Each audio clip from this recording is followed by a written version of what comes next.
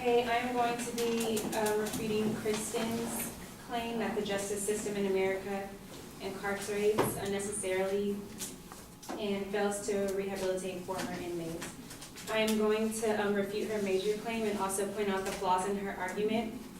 The claims I'm responding to are incarceration in America is at an all-time high, the justice system in America is harsher than any other rich nation, and mandatory minimum sentencing denies judges discretion during sentencing. So her first claim is that incarceration in America is at an all-time high. She says that it costs about $50,000 to put a person in prison, but only $2,500 to put a person in rehab. So she doesn't tell us what the prison cost goes towards, so I'll tell you. It costs approximately $47,000 to keep a person in prison, and based on the Legislative Analyst Office, these prison costs goes toward inmate health care, psychiatric services, security, operations of the facility, inmate support, administration, and finally rehab.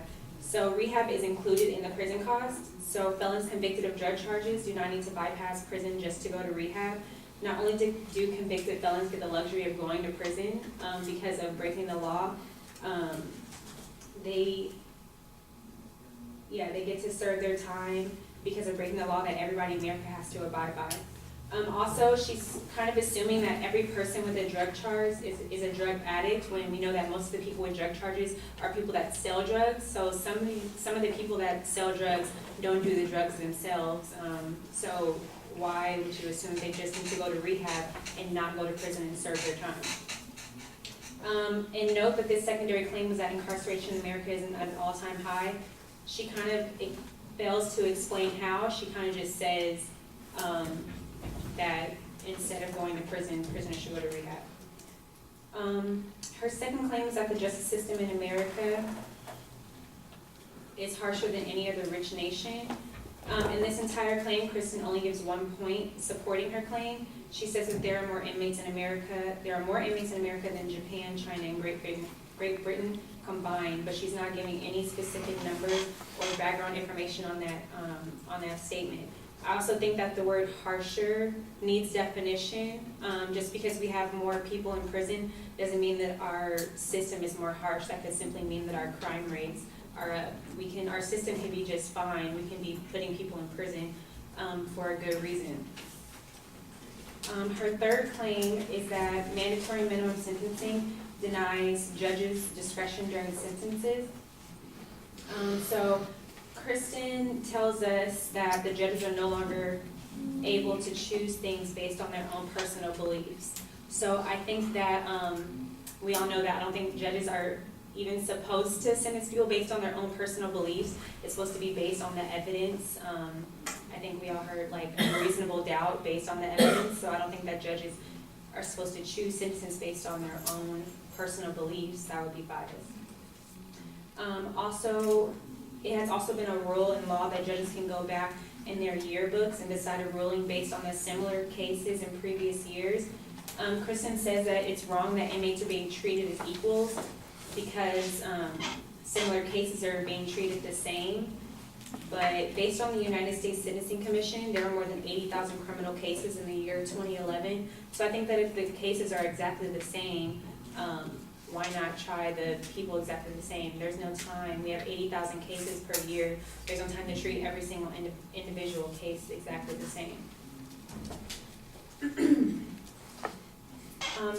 this same claim, she also talks about the 3 strikes law, which she doesn't give the definition to. So I'll give you the definition based on freedictionary.com. And the 3 strikes law, the definition is criminal statutes that mandate increased sentences for repeat offenders after 3 serious crimes. And I'll give you the example that she used. She gives an example of a young teenage boy who robbed somebody of their $150 shoes. 2 years later, he shoplifts a jacket from a store, and then he gets in a bar fight 15 years later. This is not a good example because, first of all, his first offense as a young teenage boy, first of all, his age, he's not tried an adult, he's a juvenile, so, he's not after you're a juvenile and you go and you're tried as an adult, sometimes your slate is wiped clean.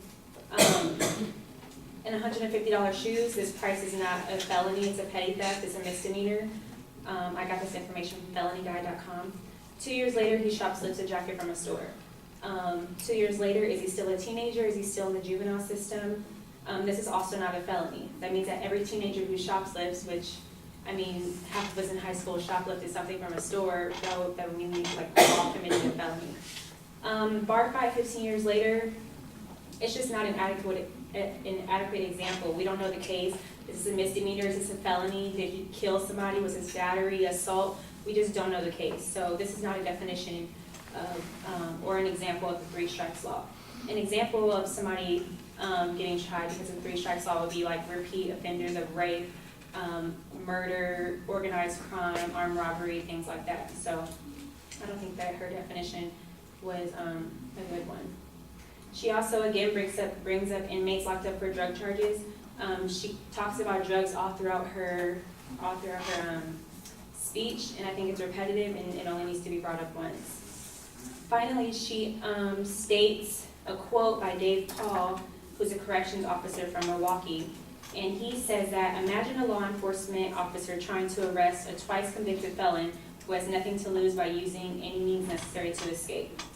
Expect assault on police and correctional officers to rise. I think that she got the wrong meaning from this quote. This is basically saying that a police officer is trying to arrest a twice convicted felon. Clearly he has a reason to arrest this felon, and this felon will use assault on a police officer to try to get away.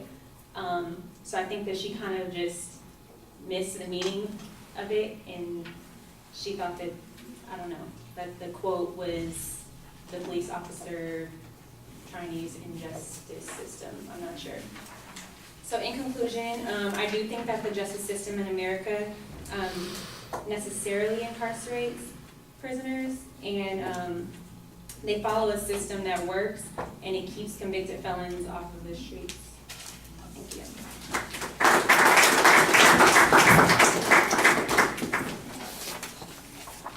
Thank you.